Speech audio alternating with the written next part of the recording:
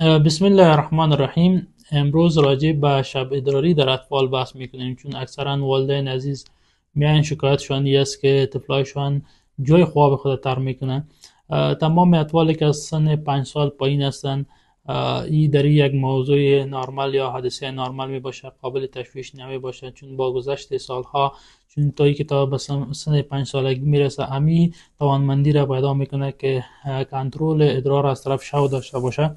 در صورتی که اگر امی کنترل بعد از سن 5 سالگی نمی داشته باشند که ما به نام نکتورنال انیوریزم یا شب ادراری میگیم، ای به دو نوع می باشه. یکی پرایمری است، یکی هم ثانوی هستند. در پرایمری یک طفلک هیچ وقت جای خواب از یا خشک نبوده و در ثانوی یک طفلک ممکن تا سن 5 سالگی خوب باشه، بعد از این برای مشکل پیدا شد یا هم چندین ماه جای خواب خود تر نکرده، بعد از این برش یک مشکل پیدا میشه که جای خواب خود تر میکنه، که را ما از نام ثانوی یاد میکنیم.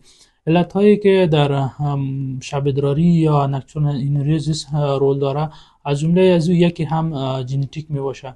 اکثرا این طفلات تاریخچه فامیلی در اطفال از یا در خانواده از یا می باشند. در صورتی که اگر یکی از والدین یا پدر یا مادر در طفولیت امی شب ادراری را تجربه کرده باشه، امکان داره که 44% طفلایشان هم همین مشکل داشته باشند. در صورتی که اگر پدر مادر هر دوش شب ادراری در زمان طفولیت تجربه کرده باشند، باز امکان از است که 77% امکان از است که طفلای از هم شب ادراری داشته باشند.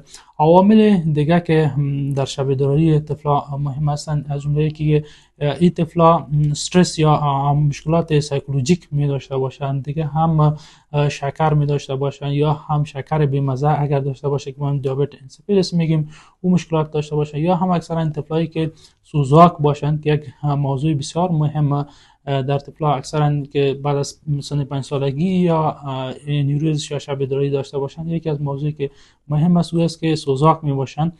و دیگه هم ممکن یک طفلک مشکلات در قسمت ادینوید داشته باشه، انلارج ادینوید باشه که اکثرا والدین میگه که از طرف شب دکتر صاحب بسیار خرس هم میکنه و شب ادراری هم داره. و دیگه هم ممکن آفاتی که مربوط به نخای شوکی میشه که ما اسپانل ویدیو میگیم برش، او مشکلات اگر داشته باشه، این تمام موضوعات است که باعث یک شب ادراری در اطفال میشه. ولی باید گفت که علت ازی بسیار کم است، یعنی در 5% واقعات یک طفل مشکل می داشته باشه که همراه با او شب ادراری داره. چطور میتونیم که این شب ادراری را ما تداوی بکنیم؟ در قسمت اول چیزی که مهم است موتیویشن تراپی هستند، یعنی تشویق کردن اطفال هستند. یکی هیچ وقت سر طفلتان قار نشین. اگر یک طفلک ادرار میکنه، شما باید سر از او قار نشین و هر روزی که این جای خواب خود تر نمیکنه، برای ازی شما ایره تشویق بکنین، برش جایزه بتین، بگوین بسیار کار خوب کردین. هر چی که شما زیاد قهر میشین، زیاد ایره سر ازی قهر میکنین، این باعث میشه که مشکلات طفلات زیاد شود. چون یکی از علتهای ازی هم امی مشکلات سایکولوژیک می باشه. یک طفلک ممکن استرس داشته باشه، تشویش داشته باشه، که تمام ازی باعث میشه که یک طفل شب ادراری داشته باشه. دیگه هم مایات از طرف شون سر ازی طفلاتون کم بکنین. مثلا 40% مایات از طرف روز بگیره، 40% هم دیگر بگیره، 20% مایات از طرف شو بر ازی بتین. و قبل از اینکه این طفلک به خواب میره، ایره باید مسانی از یا هم تخلیه شود.